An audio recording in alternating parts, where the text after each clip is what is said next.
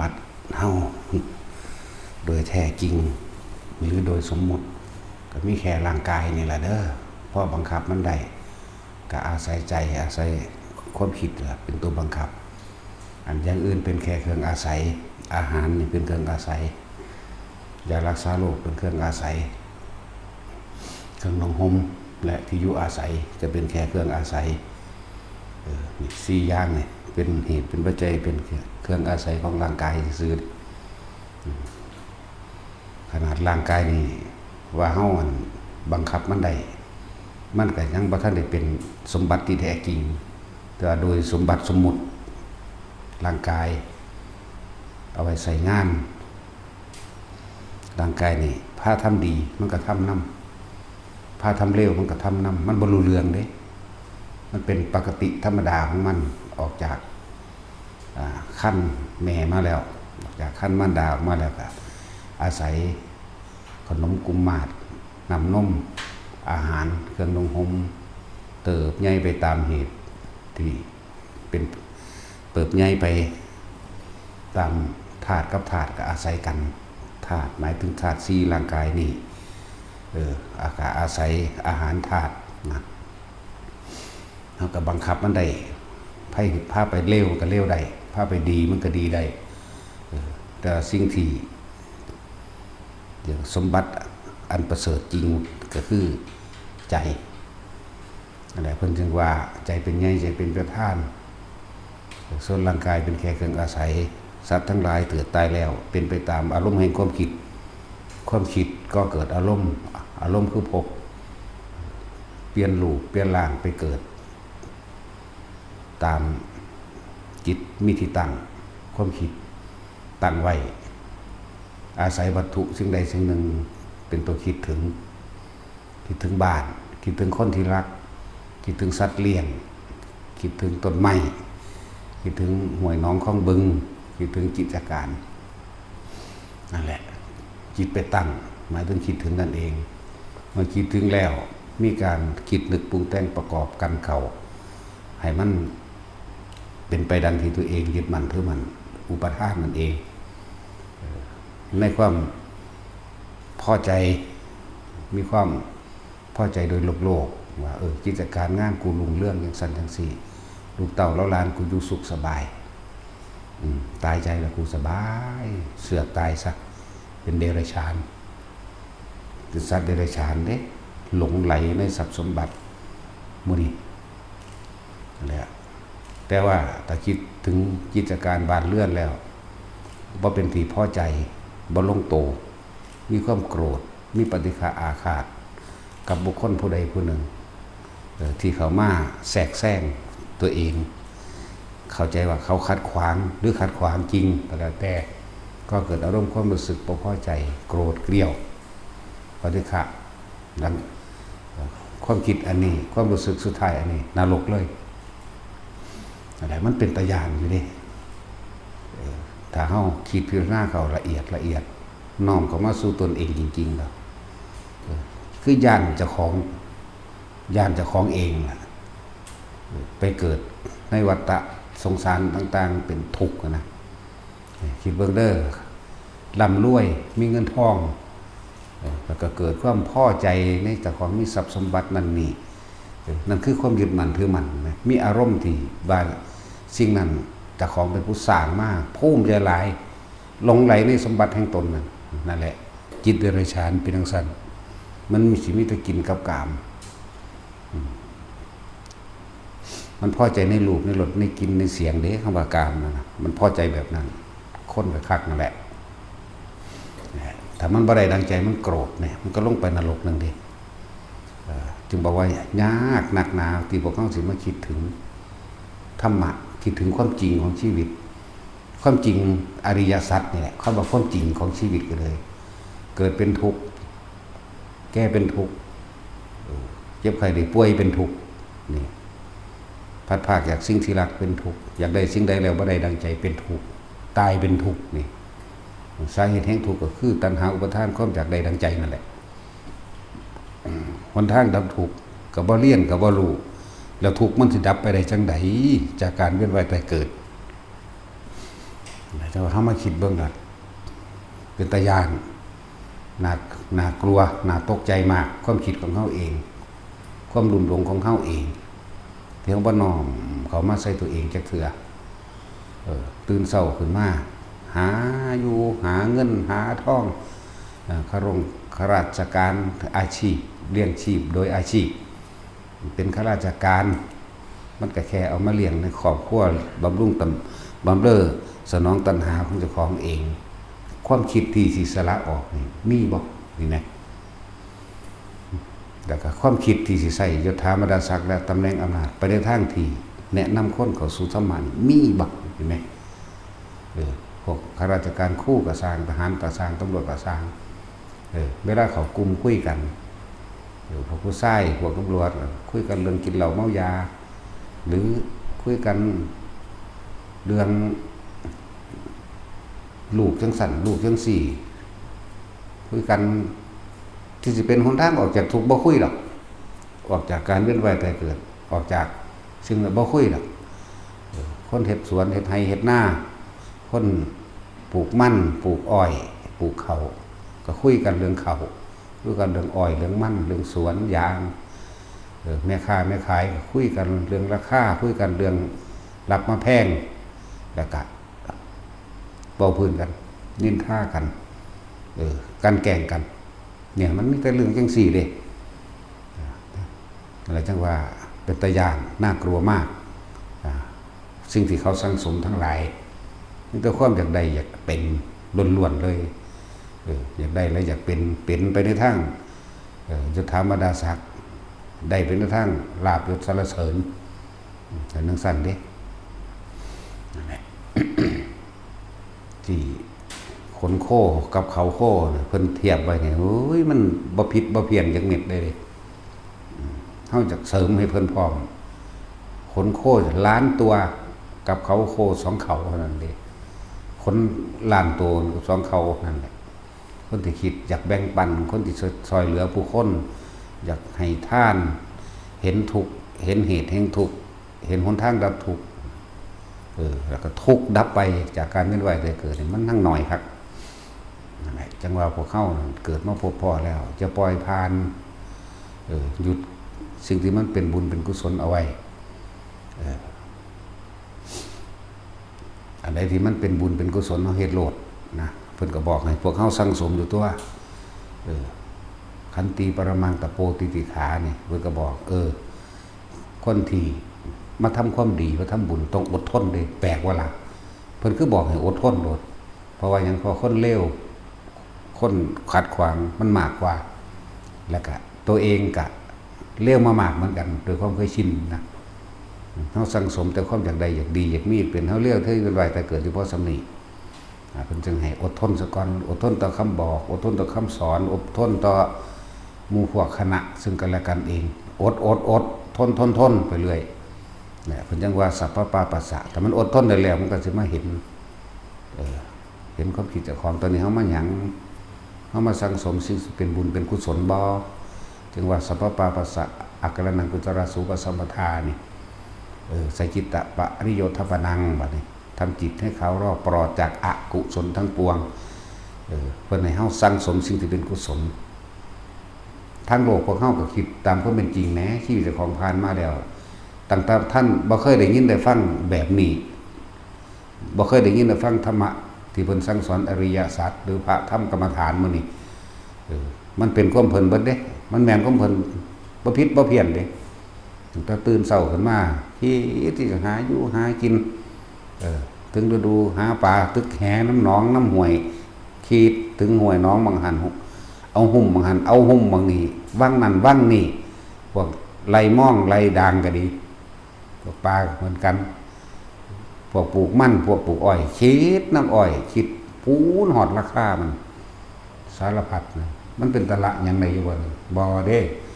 พวกเขาก็เป็นสั่นแต่ตะกี้ก็ดีนั่นแหละบัดนี้เขาได้ยินได้ฟังแล้วเขาก็มีขอเปรียบขอเทียบตัวเปรียบเทียบมันแมนความเพิ่นหรือบ่แมนหรือบ่แมนแต่จังหันเข้ามา ต่อไปนี้สร้างสมแต่สิ่งที่เป็นกุศลต่อไปนะ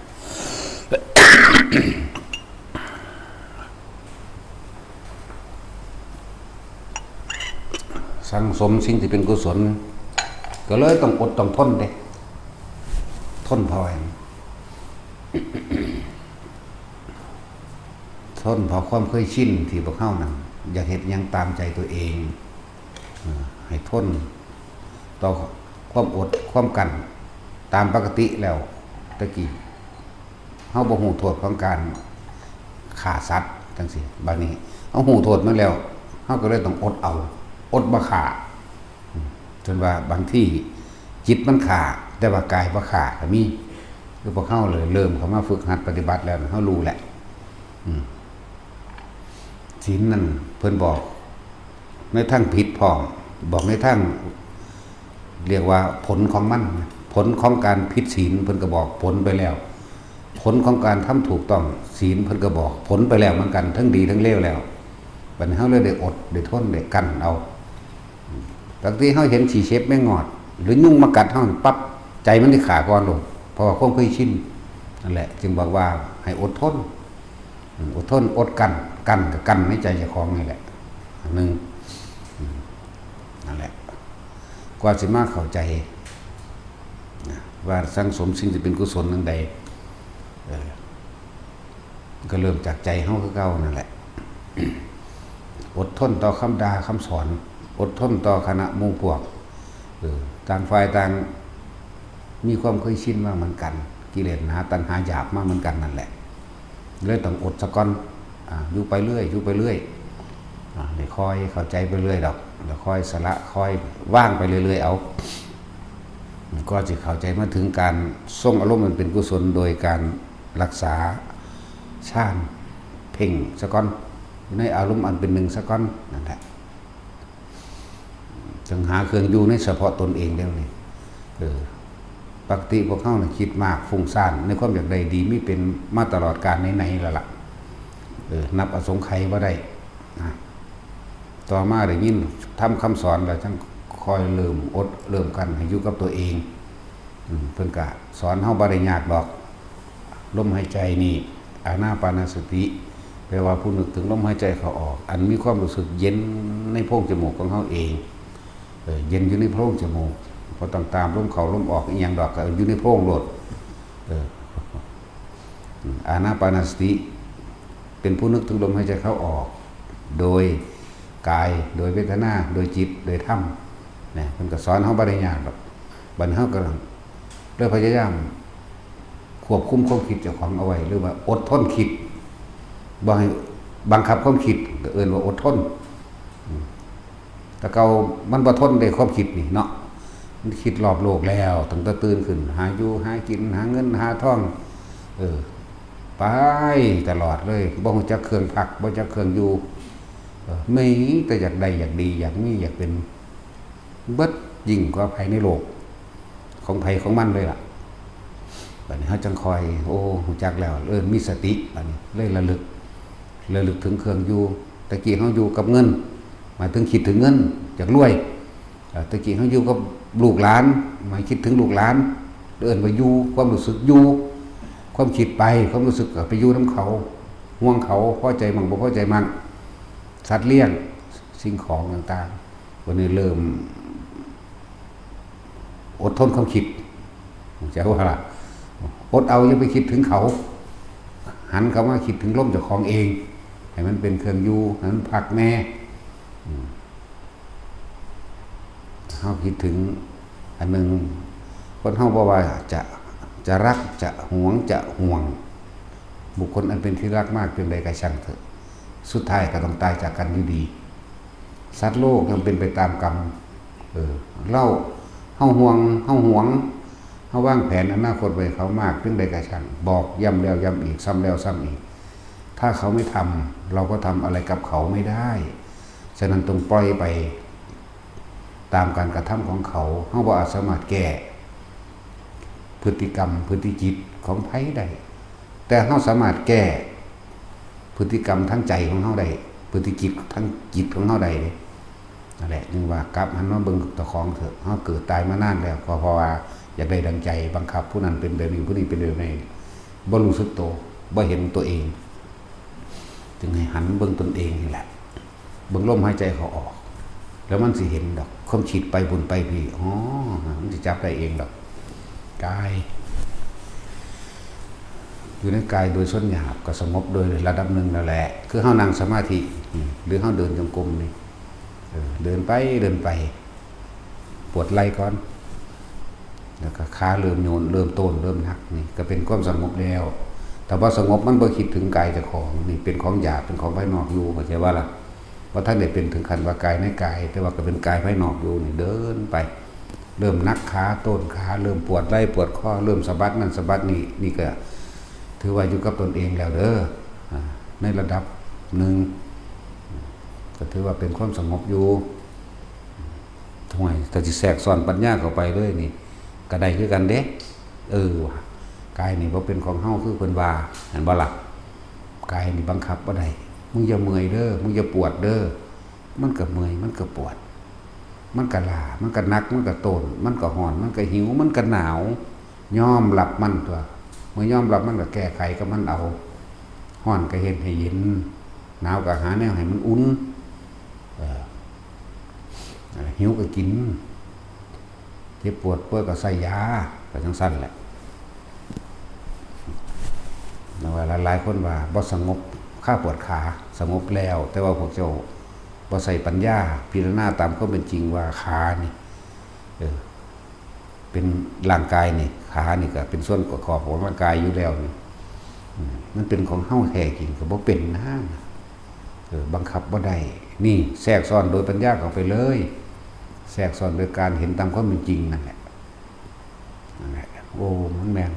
เห็นได้กูสิแก้เจ็บปวดได้เปลี่ยนท่าตัวก็สิไปยึดยังกับมันปานนั้นเห็นบ่ล่ะแค่เปลี่ยนท่าแล้วกลับมาอยู่กับลมถ้าเปลี่ยนท่านี่แล้วมันปวดก็เปลี่ยนท่าไม่ไปเรื่อยเพราะสั่นทนสิบอกเครื่องประกอบในการปฏิบัติไว้บ่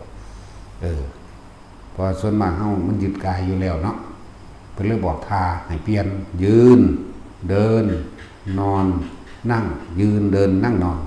สลับไปสลับมาแต่ว่าความคิดอย่าออกจากในกาย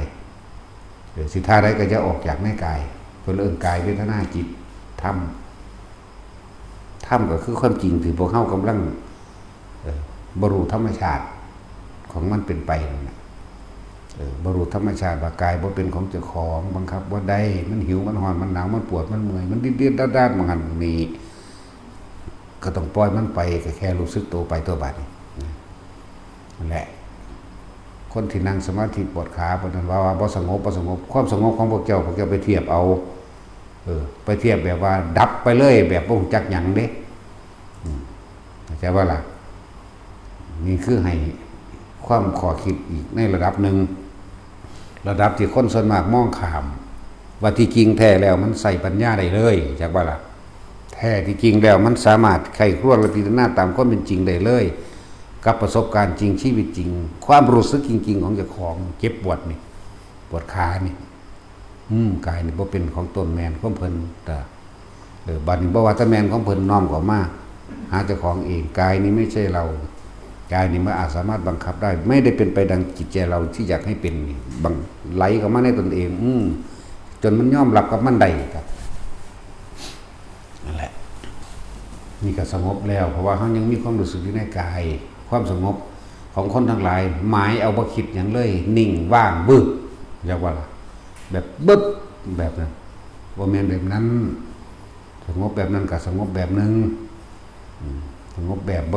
บ่ใส่ปัญญาดอกสงบแบบนั้นก็มีกำลังอย่างนึงแต่เฮาทุกอย่างอยู่ที่การพลิกจิตพลิกความคิดพลิกความเห็นนึงเด้ทุกอย่างอยู่ที่การพลิกความเห็นพลิกวิกฤตให้เป็นโอกาสอันนี้คนพลิกโอกาสให้เป็นวิกฤตเรียกว่ามันปวดขานี่แล้วโอ้ยยังได้สิเลิกเห็นบ่พุ่นไปคุ้มแต่ปวดขาเด้ยังได้สิเลิกจะบอกวิธีแก้ให้แต่ละคนสวรรค์นั่งฟังโดย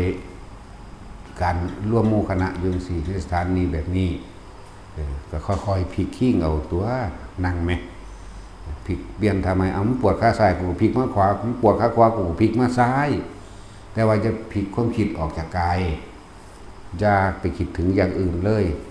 แต่อย่าบังคับมันว่าให้มันเศร้าจากว่าล่ะมันบ่เศร้าดอกเพราะว่ามันบ่เป็นของเฮานี่แหมมันบ่เป็นไปตามจิตใจเฮาคิดนี่แหมนั่นแหละจังว่า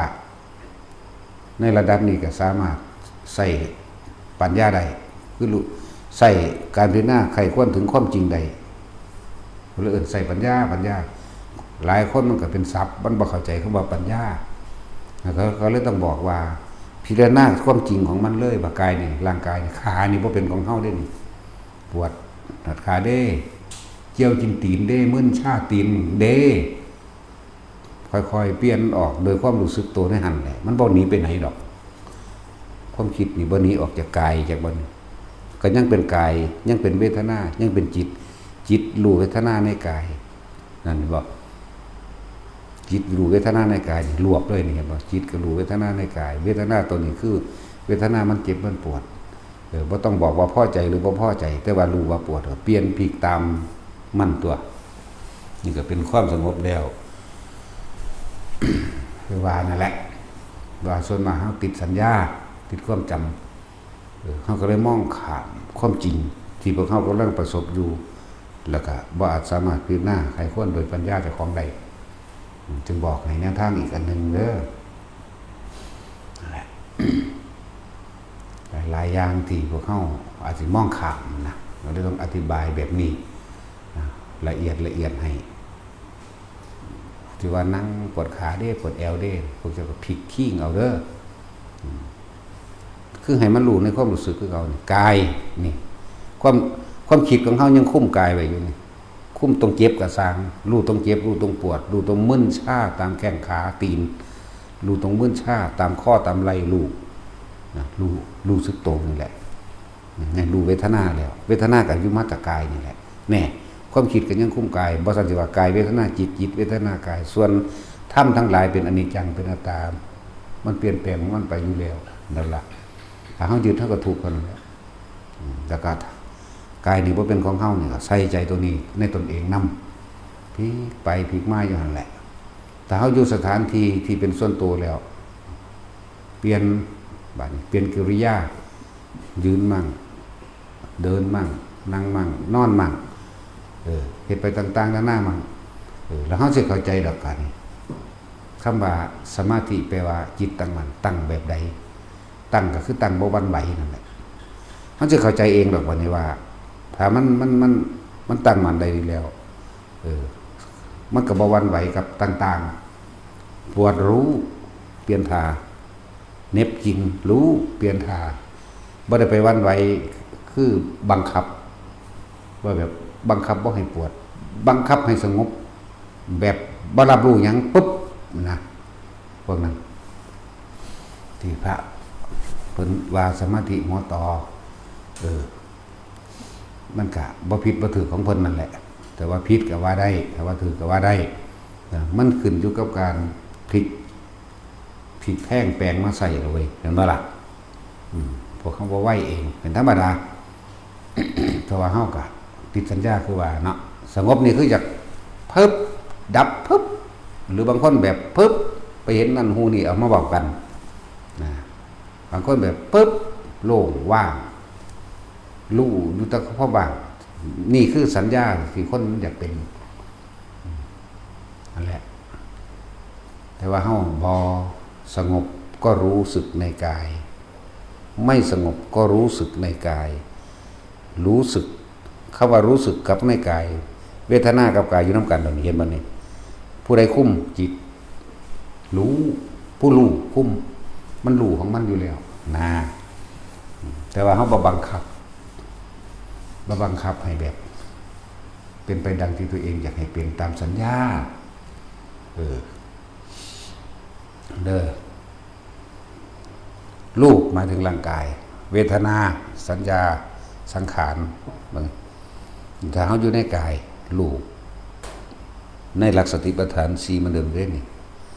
กายเวทนาจิตธรรมรูปเวทนาสัญญาสังขารจิตส่วนคำว่าธรรมให้แยกออกบัดนี้จักบ่ล่ะธ รมมันก็เป็นสิ่งทั้งหลายทั้งปวงโดยนอกโดยในแต่ว่าแต่เฮารู้เท่าท่านโดยนอกโดยในเฮาบ่ติดเอาเฮาบ่ถือเอาจากอย่างเฮาบังคับมันก็อยู่เหนืออยู่ตรงกลางระหว่างอธิบายยากตัวนี้รูปก็คือกายลมหายใจเฮาเองอันนึงบ่แม่นไอ้ก็แม่นหรือเป็นรูปฌานแต่จะเว้าเรื่องรูปก็ดีคำว่าหลักสติปัฏฐาน4เนาะกายเวทนาจิตกายเวทนาจิตถ้าจิตนี่คือผู้รู้กับจิตคือรู้สึกอยู่ในกายอยู่แล้วเข้าใจบ่นี่มันบ่หนีจากหลักสติปัฏฐาน4ดอกเวทนามันก็รู้ของมันอยู่แล้วหมายถึงความรู้สึกเจ็บปวดร้อนหนาวไหมตอนปฏิบัตินี่คือกระทำกายเวทนาจิตกับผู้รู้คุ้มไว้อยู่แล้วบัดนี้มันมาฆ่าตัวสัญญาจะว่าล่ะมันมาฆ่าตัวสัญญาว่าอยากสงบแบบดับปุ๊บแบบนอนหลับแบบนี้บัดนี้ถ้าเข้าใจกายแล้วตัดกายออกเข้าใจป่ะนี่เข้าใจกายแล้วเข้าใจว่าไม่เป็นของเราบังคับไม่ได้ไม่เป็นดังใจที่อยากให้เป็นรู้ว่าปวดรู้ว่าเน็บชากินตีนกินเกี่ยวกินตีนรู้ว่าปวดข้อรู้ว่าปวดไหล่นี่เฮาคำว่าตัดบ่แม่นว่าบ่รู้บ่แม่นขาดออกเลยโดยบ่ฮู้จักกายเด้รู้ว่ามันบังคับบ่ได้เปลี่ยนท่าเรียกว่าล่ะมันสิเหลือแต่แค่เวทนาสัญญาสังขารวันนี้เวทนาหมายถึงความรู้สึกเฮาเปลี่ยนท่ามันแวนเวทนาเฮาก็ยังบ่หยุดอีกในเจ็บในปวดจากบ้านนี้สังขารความคิดอยากให้ปรุงแต่งแหวกแบบนี้เฮาก็บ่เอาอีกเฮาฮู้จักวิธีมันแล้วเวทนาสัญญาสังขารก็เข้าใจแล้วคิดอยู่แต่ว่าบ่ให้เป็นไปดังคิดเข้าใจบ่นี่คิดว่าเปลี่ยนท่าซื่อๆนะวิญญาณแปลว่าการรับรู้แห่งความรู้สึกพอใจและไม่พอใจเกิดขึ้นไม่ได้นี่เอิ้นว่าเพิ่นเลยเอาเวทนาสัญญาสังขารเป็นหยังคือเอาสัญญาไว้กลางสัญญานี่เป็นอีหยังที่มันเริ่มต้นจากสัญญาเข้าใจบ่ล่ะที่หลวงตาอิพญบัวเพิ่นว่าสัญญามันละเอียดกว่าสังขารเด้เพราะทุกอย่างมันออกจากสัญญาแต่คำนี้เพิ่นบ่เว้าเพิ่นเว้าให้เฮาแค่ว่าสัญญาละเอียดกว่าสังขารเด้อเท่านี้เพิ่นเว้าแค่นี้บัดนี้เฮาก็มาไขควรพิจารณาเอาในสัญญาในเวทนาในสัญญาในสังขารสัญญานี่คือความจำต่างๆถ้าความคิดบ่นึกปรุงแต่งสังขารบ่ปรุงแต่งเวทนาความรู้สึกพอใจบ่พอใจเกิดขึ้นบ่ได้เมื่อเกิดขึ้นบ่ได้แล้ววิญญาณก็ดับตัวบ่ไปรับรู้แห่งความรู้สึกในความพอใจบ่พอใจบ่แม่นวิญญาณกายเด้เป็นวิญญาณใจให้ดูความรู้สึกที่พอใจหรือไม่พอใจหรืออาสวะอารมณ์ที่ยังคล้องอยู่มันบ่คล้องพอใจหรือบ่พอใจมันบ่มีมันบ่คล้องเลยอีกอย่างนึงว่าสัญญาเวทิตานิโรธสัญญามันจักหญิงจักชายอยู่แม่นบ่มันจักต้นไม้อยู่ภูเขามันจักดินห่อนอยู่แต่ความคิดนึกปรุงแต่งปรุงบ่แม่นปรุงให้ได้ดังใจเด้ปรุงแค่เปลี่ยนเรียกว่าล่ะเปลี่ยนปรับใส่นะเปลี่ยนอย่างเช่นห่อนเด้ก็ไปเฮ็ดมันเย็นตัวก็สิไปบังคับให้มันเย็นเอาซะเลยโดยที่เจ้าของบ่ไปพัฒนามันบ่เห็นบ่ล่ะหนาวเด้ก็สิกุมให้มันอุ่นทันทีก็ไปหาเสื้อผ้ามาใส่มันอุ่นเอาตัวนะแต่ว่าบ่ยึดจะปรับใส่นี่คืออย่างนึงนั่นแหละ รูปตัดออกเข้าใจแล้วว่ารูปร่างกายบ่เป็นของเฮาเข้าใจว่านี่ตัดกายตัดกายตัดแบบเข้าใจมึงแล้วว่ามึงบ่เป็นของกูบังคับบ่ได้มันเลยบ่ได้กังวลเรื่องของร่างกายปวดแขนปวดขาเอาปวดก็พลิกมั้ยมันบ่ซั่นมันก็เซาปวดด้วยก็สิเก็บมาเป็นอารมณ์เป็นหยังเก็บมาคือสังขารคือคิดมันบ่อารมณ์คือวิญญาณมันบ่ความรู้สึกพอใจหรือบ่พอใจมันบ่นี่นั่นแหละจังหวะบัดนี้เฮาเข้าใจกายแล้วว่าบังคับไม่ได้ไม่เที่ยงมันบ่รู้จักแล้วเหลือแต่เวทนาสัญญาสังขารค ส่วนคำว่าวิญญาณมาตบท้ายเด้เพราะว่าตัวนี้สิเป็นตัวรับรู้อารมณ์แห่งความรู้สึกสิเป็นตัวพบได้บาดนี่นั่นบ่ล่ะบาดนี้เฮาเข้าใจแล้วนี่เลยสัญญาเลยอยู่กลางเวทนาสัญญาสังขารสัญญานี่มันก็รู้โพดดอกว่าหญิงว่าชายว่าร้อนว่าหนาวมันก็รู้โพดดอกแต่ว่าเฮาไม่คิดปรุงแต่งต่อเวทนาเกิดได้บ่เกิดบ่ได้วิญญาณเกิดได้บ่เกิดบ่ได้พบมันก็ดับตัววิญญาณหมายถึงความรู้สึกที่พอใจหรือไม่พอใจอารมณ์เกิดบ่ได้พบดับเด้แค่นี้แหละจะไปอีหยังมากมายรู้อยู่แค่นี้ใครคนอยู่แค่นี้ซ้ำๆซากๆ100 ครั้งพันครั้งแสนครั้งล้านครั้งซ้ำๆซากๆมันสิในตัวมันเองมันสิหูจักในตัวของไผของมันเองดอกนี่เราถึงบอกว่าเราจะว่าตามนั้นว่าพระอรหันต์เพิ่นบ่ได้ไปอีหยังมากมายเด้เพิ่นรู้ขันธ์5นึงเด้เพิ่นละเพิ่นว่างเพิ่นตัดขันธ์5นึงเด้นั่นก็ล่ะขันธ์5นี่แต่ว่าจังซี่บ่เข้าใจอีกรูปเวทนาสัญญาสังขารวิญญาณแล้วว่าขันธ์5รู้เท่าทันขันธ์5ว่าไม่ใช่เราบังคับไม่ได้บ่เป็นไปดังที่ตัวเองอยากให้เป็นรู้ก็มีแต่ปรับใส่มันซื่อๆเด้ใช่ป่ะล่ะรู้แล้วก็ปรับใส่แบบบ่ยึดนะยึดคือบังคับใช่ป่ะล่ะแต่ว่าตัดสักกายทิฏฐิตัวเดียวมันฮอดอรหันต์ตัวนั่นป่ะล่ะตำรากะว่ามาว่าสักกายทิฏฐิมันถึงอนาคามีเด้ถ้ามันฮอดปานนั้นแล้วมันบ่มีไผอยู่ดอกเนาะมันต้องมีตัวใดตัวหนึ่งทิ่มอยู่แล้วนะคำว่าสักกายทิฏฐินี่มันเป็นอนาคามีเลยเด้คิดเบิ่งดีๆเด้อรูปเวทนาสัญญาสังขารวิญญาณไล่เบิ่งดีๆโลดสักกายทิฏฐินั่นแล้วอันนี้ก็เว้าเรื่องสักกายทิฏฐิคักๆนี่ล่ะนี่เว้าเรื่องอนาคามีถึงอรหันต์หมดตัวสงบก็รู้ไม่ยึดไม่สงบก็รู้ไม่ยึดอารมณ์ย่อมก่อเกิดขึ้นไม่ได้เนี่ยนั่นแหละนี่เฮาเว้าเรื่องตั้งแต่เรื่องหยาบๆไปซะก่อนอยู่แล้วหมายถึงกายแล้วจังว่าให้แต่ละคนมันบ่ได้อิหยังมากดอกนะพระโมคคัลลากับพระสารีบุตรตอนนั้นสิเป็นในพรรษาแรกมีพระอรหันต์อยู่61 องค์รวมพระพุทธเจ้าผู้หนึ่งแม่นบ่61บ่นั่นคือในตำราที่จริงมี62เพราะว่าพระนารกะบ่นับใส่เขาจะบ่บันทึกพระนารกะใส่พระนารกะพอตรู้ว่าพระเจ้าตรัสรู้แล้วมาฟังธรรมบ่กี่ขอความบรรลุอรหันต์ในมื้อนั้นแล้วเพิ่นก็หนีออกไปอยู่ตะเพิ่นเนี่ยเพิ่นบ่ไปสั่งสอนแสดงธรรมกับไผเด้เพราะเป็นอุปนิสัยวาสนาของเพิ่นสิ่งที่เพิ่นสร้างมาแนวนั้นเพิ่นบรรลุอรหันต์แล้วเพิ่นก็ไปอยู่ตะเพิ่นใช่ว่าล่ะเพิ่นเลยมีความโดดเด่นขึ้นมานั่นแหละก็เลยมานับเอาเฉพาะที่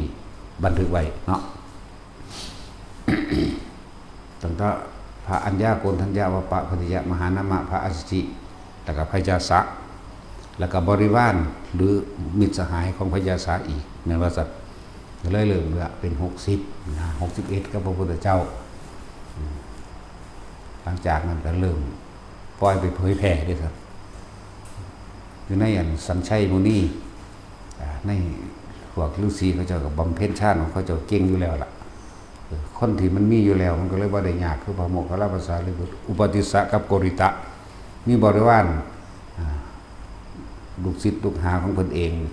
ไฟละ250เด้เห็นบ่ล่ะ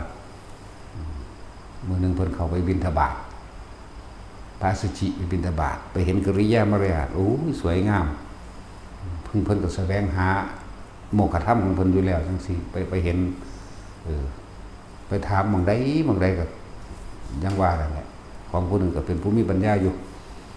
ตอบบ่ได้แต่ว่ามอบให้เห็นพระอัสสชินี่แต่งตัวก็แปลกมุงหัวก็โกนอีกก็ตะกี้คนโกนหัวเขาเอิ้นการกินีเด้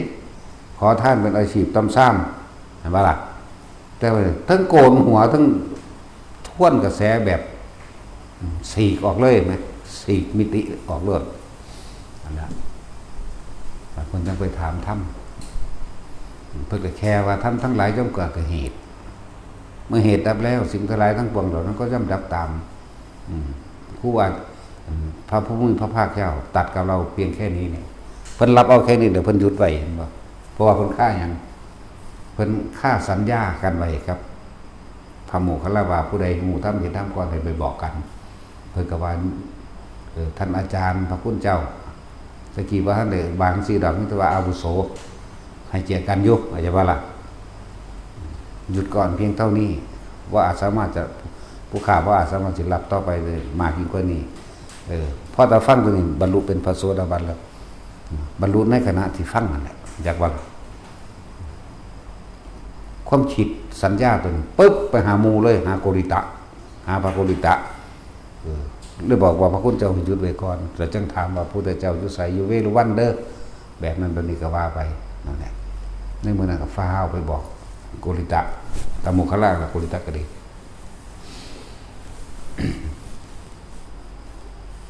มันเปลี่ยนสีผิวได้เหมือนเดิมว่าธรรมดาเด้ไม่ใช่ว่าล่ะอันการใดดวงตาเห็นธรรมแล้วก็โสดาปฏิผลพร้อมนี่มันเปลี่ยนฮอดสีผิวเด้จากคนที่อาจจะเศร้าหมองแต่ว่าเบิ่งแล้ว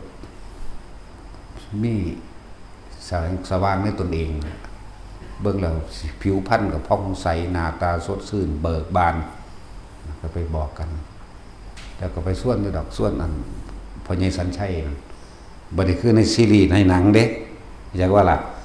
ในหนังที่เขาจะเห็นมาผู้เป็นอาจารย์สัญชัยอาจารย์นั่นกับมาน้ำเด้เป็นบ่แต่ความจริงมันบ่ได้มาน้ำเด้ตอนไปล่ากันในโลกนี้คนโง่กับคนฉลาดได้มีมากกว่ากันมันบ่ภาษาเรียกว่าคนฉลาดมีหน่อยคนโง่มีมากแต่พวกเธอฉลาดกับต้องไปหาสมณะโคดมนะส่วนคนโง่มากเฮาต้องการลาภสักการะอะไรว่าล่ะนั่นแหละเหมือนพระพุทธเจ้ากำลังแสดงธรรมอยู่กับอันหมู่พระ60 องค์นี่แหละเป็นเลี้ยวเห็นแต่ไกลเลี้ยวมากเพิ่นเลยบอกลูกก่อนภิกษุทั้งหลายพวกเธอจึงดูนั่นผู้นั้นคือโกริตะผู้นั้นคืออย่างล่ะลืมอีกละอุปติสสะนั่นคืออุปติสสะนั่นคือโกริตะนั่นแหละคือสาวกคู่บารมีแห่งเราตถาคตจะเป็นพวกเธอทั้งหลายจงดูเอาไว้จงเล็งเอาไว้นะเพราะถ้าเขามานั่งกราบไหว้เพิ่นเศร้าแสดงเพิ่นหยุดแสดงทั้งใบก่อนใช่ป่ะเพราะตรงนี้เขาลบกราบไหว้บอกสื่อเสียงเรียกน้ำยังกันเรียบร้อยแล้วเพิ่นแสดงธรรมต่อบริวารของพระโกริตะบริวารของพระอุปติสสะฟังธรรมจบบรรลุอรหันต์เบิดเห็นว่านี่ใน500 องค์นั้นของฝ่ายละ250เขาจะคือบรรลุเร็วแท้เนาะแต่ว่าภาษาลิบุตรเมื่อได้ฟังแล้วก็บ่ทันบรรลุหยังเพราะต้องการความละเอียดละออพระโมคคัลลาก็บ่ทันบรรลุคือกันเด้แต่โสดาบันสักวันทั้ง2 องค์แหละพระโมคคัลลาบรรลุพระโสดาบันก็เพราะว่าภาษาลิบุตรเป็นผู้แสดงฟังจากปากของภาษาลิบุตรจากว่าล่ะอุปติสสะมันนำธรรมเก่าคำธรรมอันเดียวกันแหละไปสืบทอดต่อเพื่อบรรลุเหมือนกันแต่ว่ามาฟังธรรมต่อหน้าพระพุทธเจ้าจริงๆแล้วนั่นนะลูกศิษย์ของอุปติสสะลูกศิษย์ของโกริตะบรรลุอรหันต์เลยแต่ว่า2 องค์นี่หัวหน้าโมนี่บ่บรรลุเว้ยจังสั้นแหละมันมีความสำคัญอยู่เด้หลังจากปฏิบัติไปถ้าสิเว้าสรุปร่วมไว้ก่อนก็คือพระโมคคัลลานี่1 อาทิตย์เข้าถึงวันที่8จึงบรรลุอรหันต์หมายถึงว่าเขาเรียกวัน1 อาทิตย์ซะส่วนภาษาลิบุตร15 มื้อว่า2 อาทิตย์ถึงวันที่15เป็นคำลบจึงบรรลุสาวกบารมีญาณเป็นนั่นคือบรรลุช้ากับเร็วคนพวกนี้ต้องอาศัยความละเอียดละออในการจะต้องอธิบายขยายความแห่งถ้อยคำแห่งธรรมหน้าที่เพิ่นต้องแสดงธรรมโดยอเนกปริยายแยบคายเข้าใจว่าล่ะแต่สิเว้าหรือพระโมคคัลลาบรรลุ7 มื้อก็ต้องเป็นผู้อธิบายเกี่ยวกับ ฤทธิ์ปรับลงมาใส่ในการละกิเลสเข้าใจว่าบ่แม่นสิเอาแต่ฤทธิ์อย่างเดียวเริ่มต้องใส่ความอธิบายโดยแยบคายมานำแต่ว่าเพิ่นก็บรรลุก่อนพระภาษาลิบุตรบรรลุโสดาบันก่อนนั่นปะแต่พระโมคคัลลานะบรรลุอรหันต์ก่อนเด้เนาะทางสั้นแต่ห้างสิมาเทียบแล้วเทียบพระอรหันต์ที่เป็นลูกศิษย์ของพระโมคคัลลาภาษาลิบุตรเป็นอรหันต์แบบทั่วไปแบบสามัญซะเนาะเขาจะว่ามีความสำคัญนะหมายถึงว่ามีความสำคัญในการไปสั่งสอนแสดงธรรมเขาเจ้าบรรลุแล้วเขาเจ้าก็อยู่ไผ่อยู่เล่าเลยบ่ได้มีบทบาทมีแต่พวกมาที่หลังเลยมีบทบาทบ่มีบทบาทต่างๆนี่แหละเหตุผลเป็นอย่างเหตุผลเป็นอย่างภาษาลิบุตรคือบรรลุซาเพิ่นต้องทำความเข้าใจในแต่ละระดับแต่ละขั้นตอนเห็นบ่ล่ะเวลาเพิ่นอธิบายสัมมาทิฏฐิจังซี่โอ้ยบ่ต้องห่วงเลยสัมมาทิฏฐิละเอียดยิบนั่นแหละที่เฉพาะบันทึกของเพิ่นไว้ก็ต่างหากเด้บ่ธรรมดาเด้ผู้ใดได้ฮู้ได้อ่านได้ศึกษานะโอ้ละเอียดขนาดไล่ไปตั้งแต่อยู่ในดินบุตรจนขึ้นฮอดปลายฟ้าอย่างว่าล่ะเปรียบเทียบสั้นนั่นแหละจึงบอกว่าเฮาสิไปกำหนดกฎเกณฑ์การบรรลุหรือการยังบ่ได้หรอกเฮากะอย่างว่านั่นแหละเหมือนกับคนที่ว่าพวกนั้นบรรลุอรหันต์ก่อนบวชซั่นเด้แม่นบ่ล่ะหมายถึงลูกศิษย์ของพระโมคคัลลาภาษาลิบุตรเพราะตาบรรลุแล้วจังบวชได้นั่นบวชมื้อนั้นแหละบรรลุก่อนเบิดเลยว่าพระอรหันต์แบบสามัญเทียบไปฟังว่าเขาจะบ่มีบทบาทในการปกครองบทบาทในการแสดงบทบาทในการสั่งสอนบทบาทในความแนะนำในความแยบคายความละเอียดละออเพิ่นเอาตะโตเพิ่นรอดแล้วก็จบนะ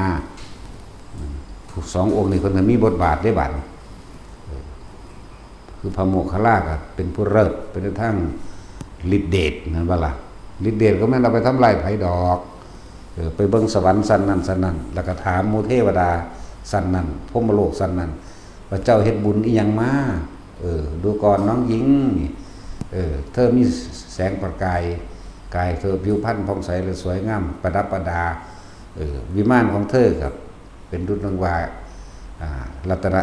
7ประกอบไปด้วยแก้ว7ประการมีความเธอทำบุญอีหยังมานี่คือความละเอียดเข้าใจบ่ล่ะนี่คือความละเอียดของการที่สิอธิบายว่าโอ้พระคุณเจ้าสมัยข้าพเจ้ายังมีชีวิตอยู่นั่นได้ทำทานแบบนี้ได้เฮ็ดบุญแบบนี้ละเอียดมากจากว่าล่ะก็สมมติว่าองค์อื่นๆที่เขาเจ้าบ่มีความละเอียดว่าเหตุผลต่างๆคือมีวิมานหลังใหญ่กว้างบริวารหลายเฮ็ดบุญมาแบบนี้เพิ่นก็ต้องใส่ความละเอียดมาอธิบายนะพวกเฮาแบบอุ้ยมีแต่หลังงามๆเป็นแก้วประกายพึกโลดเฮาบ่เลยบ่ฮู้จักที่มานะเฮาบ่ฮู้จักที่มาได้เห็นอุ้ยงามเป็นแก้วประกายพึกนั่นว่าซั่นสวรรค์ชั้นนั้นเป็นแบบนั้นวิมานเขาจะเป็นแบบนั้นคือจังว่าหยังล่ะ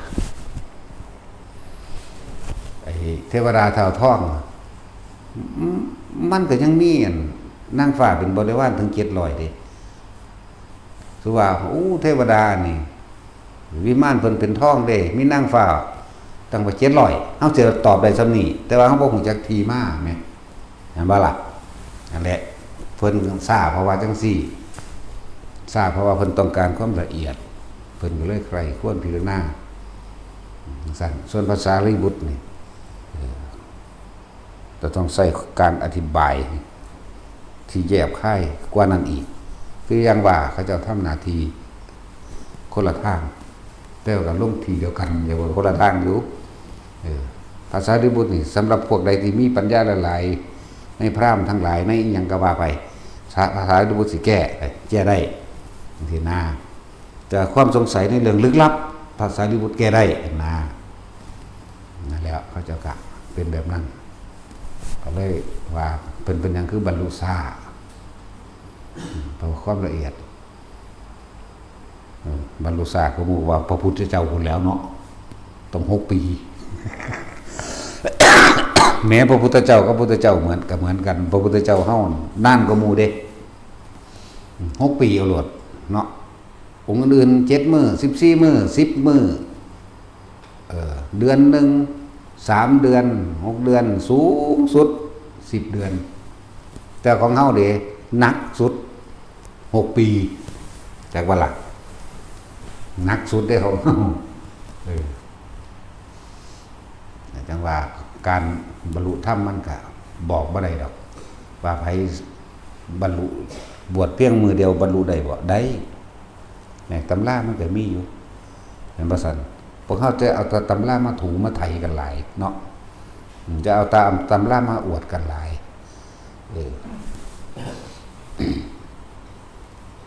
คนบรรลุโสดาตั้งแต่บ่บวชก็มีตัวเห็นบ่ล่ะสกิทาคาก็มีอนาคาก็มีแต่ว่าถ้าอรหันต์มื้อใดก็เสร็จมื้อนั้นโลดถ้าเป็นฆราวาสได้ว่ามีเว้าเรื่องตำราว้ายเพราะความจริงก็อีหลีนี่แล้วบ่ได้ว่าถ้าตำราถ้าผู้บวชแท้ๆมันก็จังบ่ค่อยมีอยู่เดี๋ยวนี้เนาะพูดถึงความละเอียดหยาบคายพวกเฮาให้ขอคิดหรือให้นัยยะว่าพลิกความคิดเอาเข้าใจบ่พลิกแนวคิดพลิกแนวเห็นพลิกความเห็นเวลาเฮานั่งสมาธิเนี่ยว่าโอ้กูบ่สงบดอกกูบ่ได้หยังดอกมื้อนี้อยากว่าล่ะได้ก็สิเว้าเรื่องได้เจ้าก็ได้ความอดทนนั่นเด้ครับนั่นได้ความอดทนนั่งนานได้แต่ว่าใจกูอยู่ทั่วที่ก็ได้อย่างหนึ่งนะได้ความอดทนได้ความพยายาม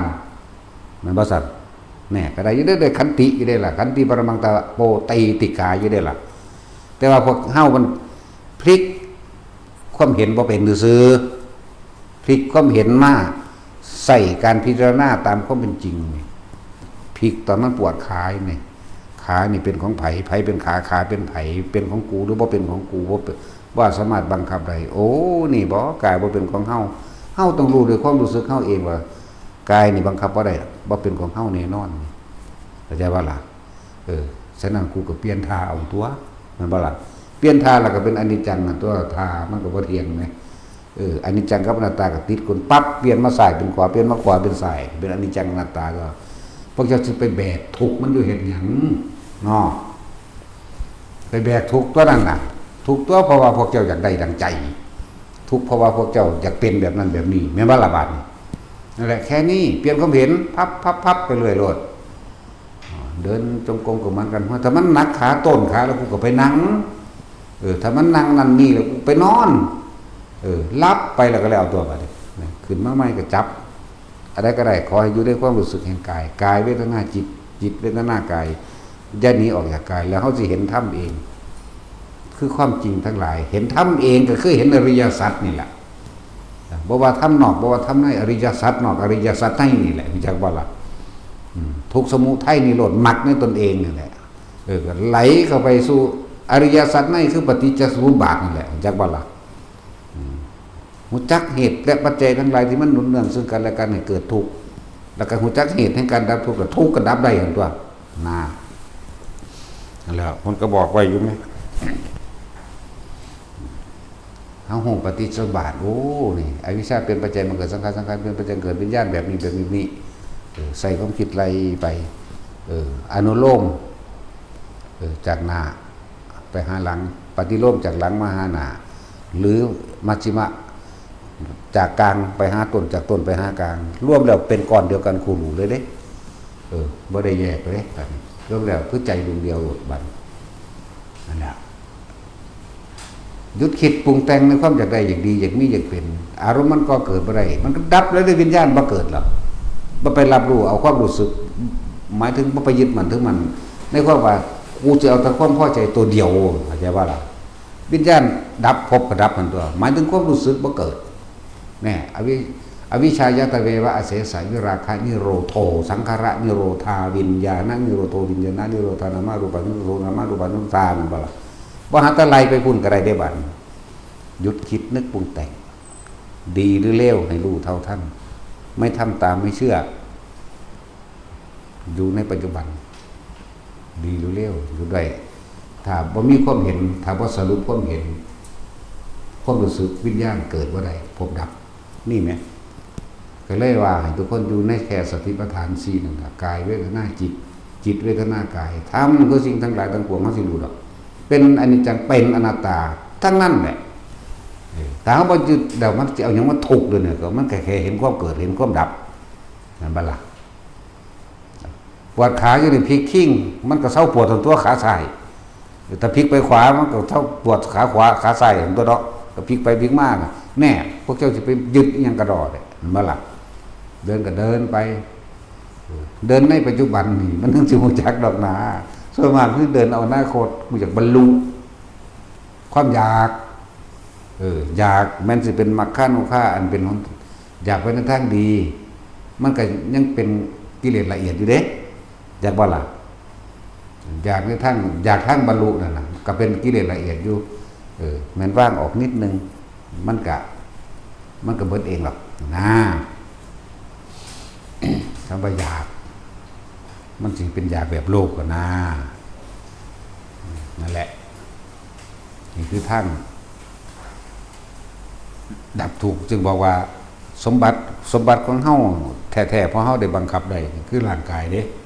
บอกดังนั้นเป็นเครื่องอาศัยเด้อปัจจัย4ปัจจัย4เป็นเครื่องอาศัยบ่ซั่นเพิ่นก็บอกมาแต่ต้นแรกแล้วตัวแต่แค่อีหยังแค่หาอยู่หากินไปซ้ำตายนึงได้ละอีหยังก็ดีสุดท้ายก็เอาหยังไปบ่ได้บ่ว่าเจ้าสิมียศถาบรรดาศักดิ์ใหญ่เพียงใดสุดท้ายก็หากินซ้ำตายบ่เห็นบ่บักแท็กซี่มันยังแต่งเพลงไว้อยู่เนาะโยอยู่นี่เป็นบ่นี่ให้ตัดสินเต้นให้เบิ่งก็ได้หาแล้ว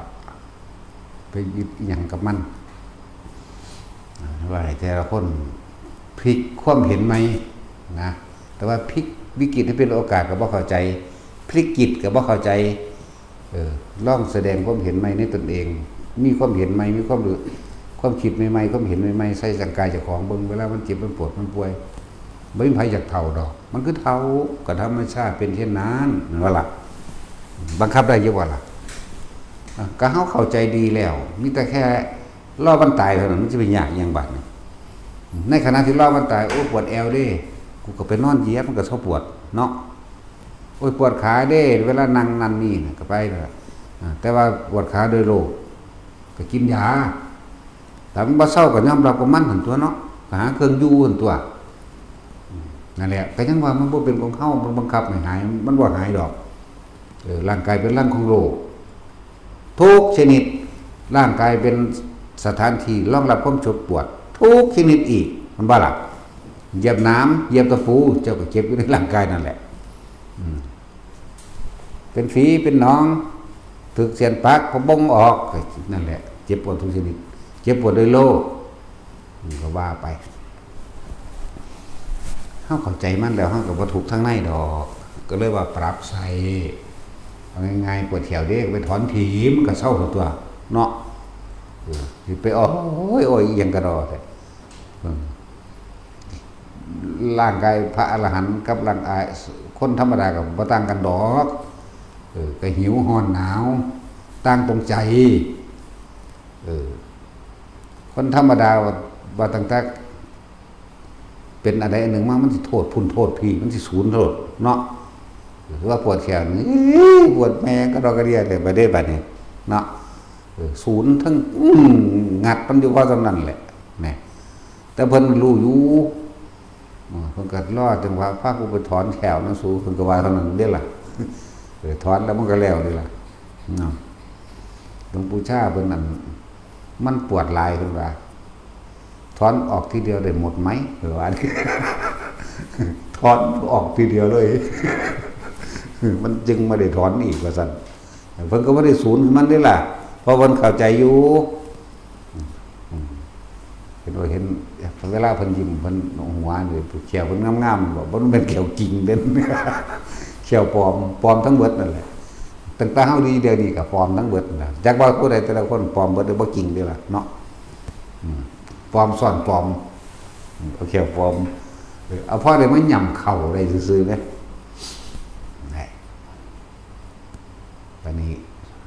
สมบัติเฮาสิรักษาไว้อันนึงก็คือความเจ็บไข้ได้ป่วยสมาธิอันทั้งหลายเหล่านี้อันเป็นอาการปิติอันเกิดจากการทรงฌานเจริญฌานโดยอะไรกับปรับมาใส่ในการรักษาโรคให้นำบ่แม่นรักษาแค่โรคเดียวเด้โรคเดียวคือโรคกาย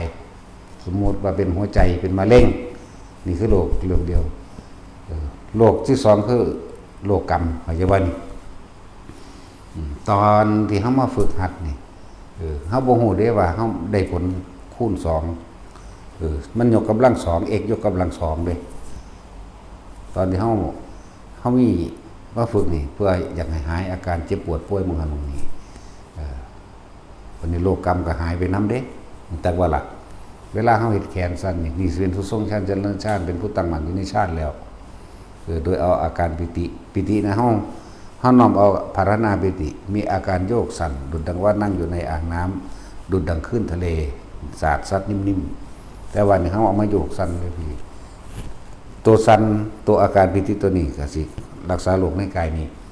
แต่ว่าตัวอาการปิติหรือว่าตัวจิตสงบที่มันเป็นบุญกุศลมันก็สิกระจายไปหาเจ้ากรรมนายเวรจะว่าระบาดนี่มันได้คูณ2เด้อมันได้เฮ็ดถึงอย่างนี้เด้สัตว์เล็กสัตว์น้อยเวลาบางที่อาจจะเป็นสัมภเวสีบางที่อาจจะเป็นเปรตจะในชาติสุดท้ายเดี๋ยวเขาขาเขากินอยู่เหมือนบ่ล่ะหรือเขาเห็ดยังบางอย่างใน ภพภูมิที่เขาสามารถรับได้นะแล้วเขารับได้ก็เกิดกลายเป็นอโหสิกรรมไปนั่นแก้ได้ทั้ง2โลกกายและโลกกรรมเขียนรถแท็กซี่มึงบ่ต้องย่านสื่อสารออกไปเลยกูเป็นผู้พิสูจน์มาเอาเองบ่แห้งล่ะแล้วกูก็บ่แม่นคนเสื้อไผง่ายๆว่าตัวกูเฮ็ดเอาเองมั้ยเนาะ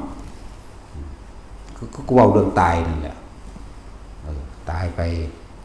เขาก็เอากูไปใส่เบ็ดคือกันแต่ว่าเขาบ่ได้จับบ่ให้จับเด้มึงเกาะขึ้นเอาเองเลยสอดออกตาพี่เบ็ดนั่นแล้วก็ดิ้นไปดิ้นมาบัดมันไปเลยเห็นปลาบักใหญ่ๆอยู่ไกลๆบ่เฮ้ยเป็นตาย้านคือหยังปลาปีศาจดิ้นหนีได้บัดนี้โอ้นี่คือความรู้สึกของสัตว์ที่เขาเอาไปใส่เป็นเหยื่อเขียดบางที่ก็เกาะขาบางที่ก็เกาะปากสอดออกตาเข้าใจว่าบางที่ก็เอาเหยื่อที่เป็นปลาเหมือนกันเป็นปลาเข็งเกาะหลังมันเกาะหลังเฮาคือกันดิ้นหนีว่าสั่นตอนปลาใหญ่มากโอ้มันเป็นแบบนี้นะแล้วบัดนี้ตอน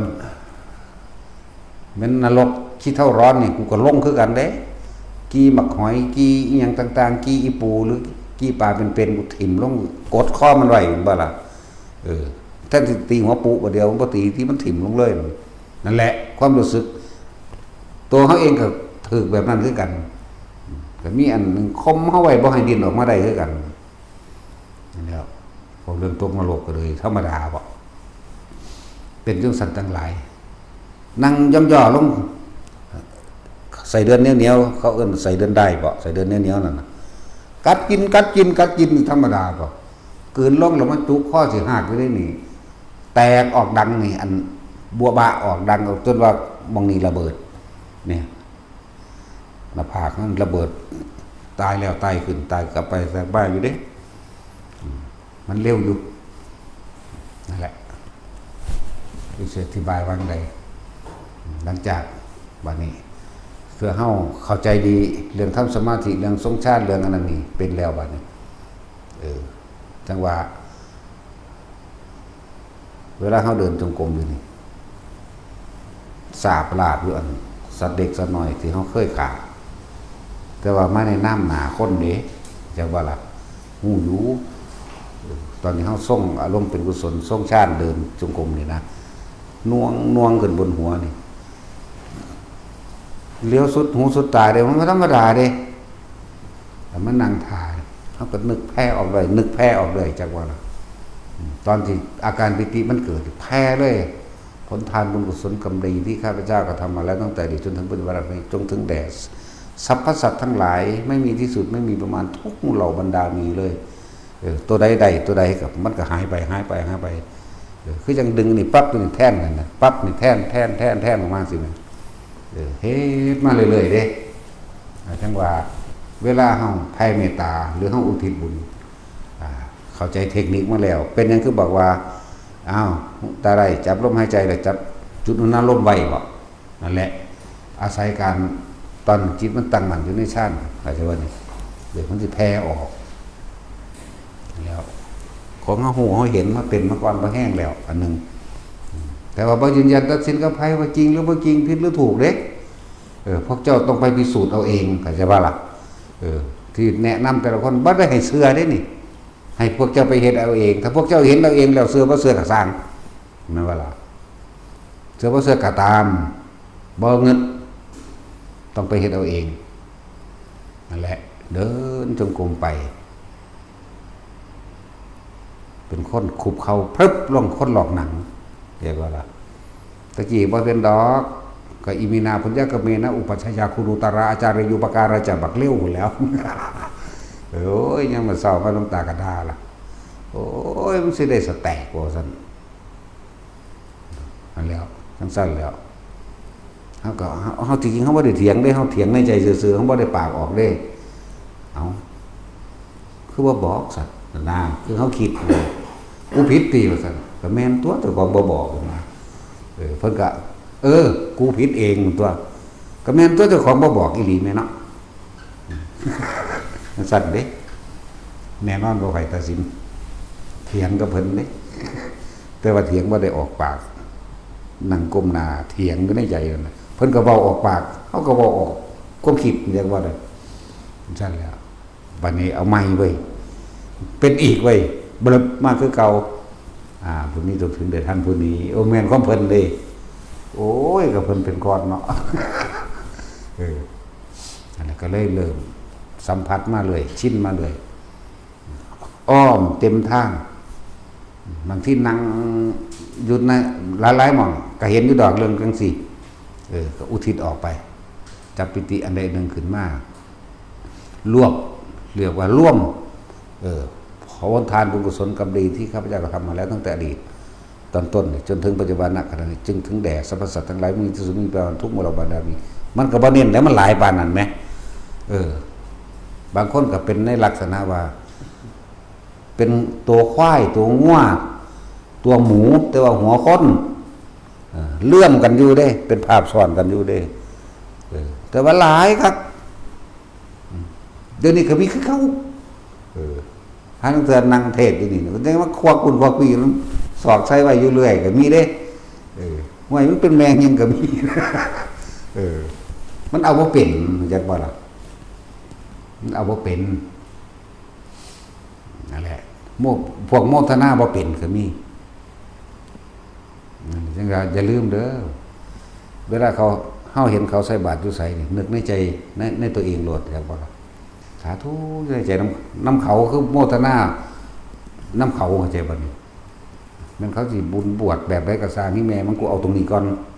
เอากำไรก่อนตัวผิดหรือถือกับสร้างเขาบ่ไปขาไผแม่เอาซะก่อนแม้กระทั่งเฮาเดินทางไปตามสถานที่ต่างๆเฮาไปแค่เห็นบัตรเฮาก็โมทนาเอาเลยเด้อขออนุโมทนาสาธุกับท่านทั้งหลายที่ได้สร้างสถานปฏิบัติธรรมมันเป็นข้อวัดอันเป็นเครื่องหมายของพระพุทธเจ้าเด้เฮาโมทนาเอาเบิดเด้จังซั่นจนมันชินมันเป็นเอาเองเลยมันสิเว้ากันวับๆอยู่ก็สร้างไปเลี้ยวเห็นวัดใดก็สร้างตัวนี้โมทนาล่ะนั่นมันบ่ได้อิจฉาริษยาไผเด้เอากำไรอย่างเดียวกูจักว่าล่ะนี่เป็นจังซั่นเวลาเขานั่งผู้เดียวเลยนั่งอ่านหนังสือกับสร้างนั่งเห็นยังอยู่กับสร้างเต็มอยู่คือเก่านั่นแหละเพราะว่าเขาแพ้ตลอดด้วยวันจากวันนี้แพ้ตลอดนั่นแหละแล้วแต่สมมติว่าเป็นอาหารมันก็อาหารไทยอาหารมันเนาะสัตว์เดรัจฉานก็บ่เหมือนกันบางเดรัจฉานบางพวกก็กินหญ้าบางพวกก็กินเนื้อกินสัตว์คือกันแม่นบ่บางพวกก็กินอย่างอื่นจังซี่เฮาก็เลยรวบเอาแบบผลทานบุญกุศลกรรมดีโลดแท้สัตว์ทั้งหลายไม่มีที่สุดไม่มีประมาณทุกหมู่เหล่าบรรดามีโลดเขาก็ไปแปลงเอาเป็นอาหารไผอาหารมันตัวการภาวะหรือว่าการทรงชาติเดรัจฉานสมาธิบุญอันเกิดจากการทำสมาธินี่เป็นดุจดังบาทองคำแหมก็ไปแปลงเอาตัวเห็นบ่ล่ะบ่แม่นว่า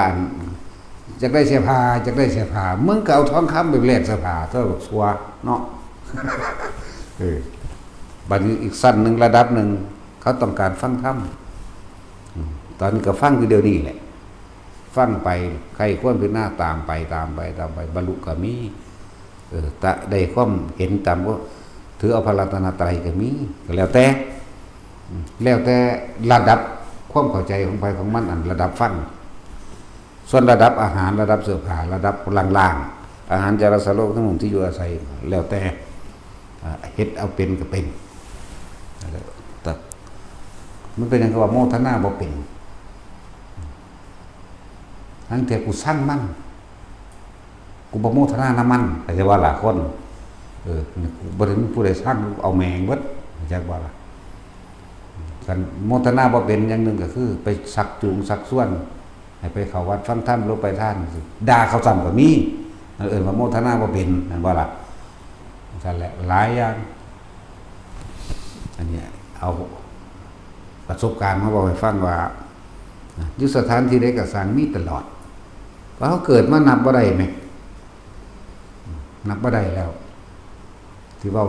ให้ฟังว่าเกิดมาได้บวชเอหิภิกขุ3,580,4,392พระพุทธเจ้าอันบวชปลายศาสนาอีกหลายกว่านี้เด้เป็นกฎโกฎได้บัดนี้จักบ่3,84,300 โกฎ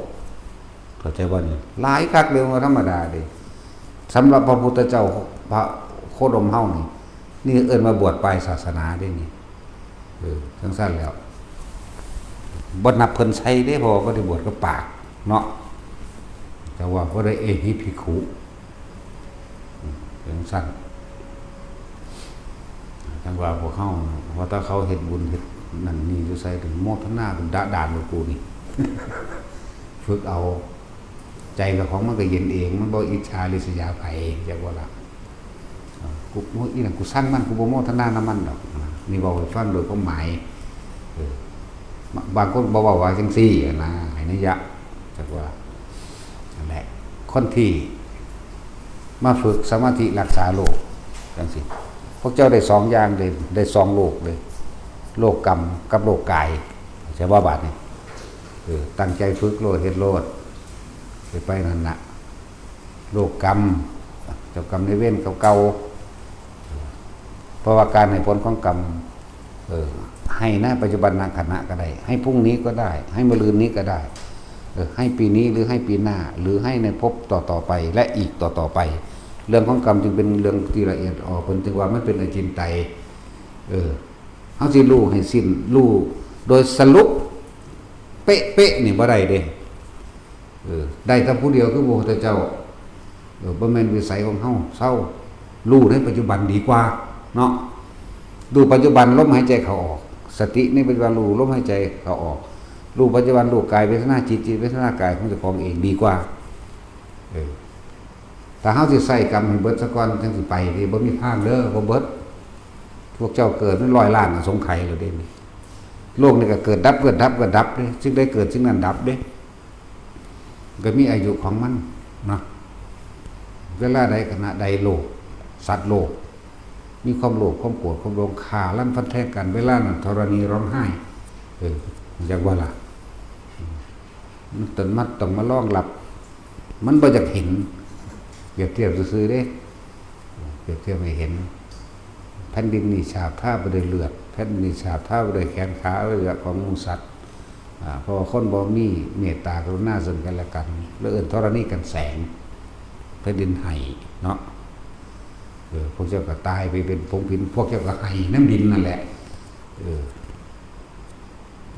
ขี้ดินจริงๆก็พวกเจ้าเองแหละพวกเฮาเองนี่แหละเนาะ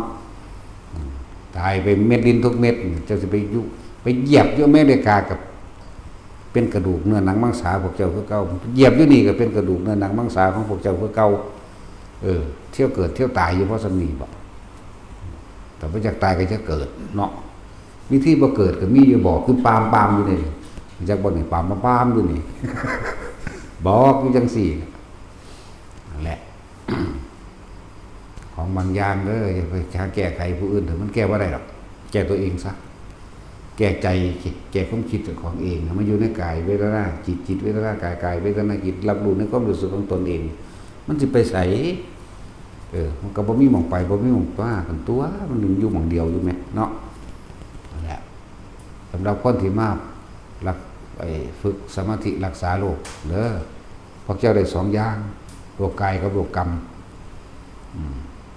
เมื่อโรคกรรมคลายไปแล้วโรคกายสิเป็นภายในภายภาคหน้าสมบัติสิป่วยในปีหน้ามันบ่ป่วยเด้แต่โรคกรรมมันหายไปแล้ว ตอนนี้โรคกรรมเก่าที่ได้เป็นโรคอยู่นี่ก็เพราะว่าอาศัยกรรมเก่านั่นแหละที่มาเป็นขันธ์5จึงเป็นที่รองรับความรู้สึกเจ็บความรู้สึกปวดเพิ่นเรียกว่าขันธ์5เป็นที่รองรับกรรมเก่านะที่พวกเฮามาเนี่ยเพราะว่าสัญญากรรมเก่าบ่สัญญาเฮ็ดจังได๋เฮาละสัญญาได้ก็อยู่ในลมหายใจนั่นสมาทาน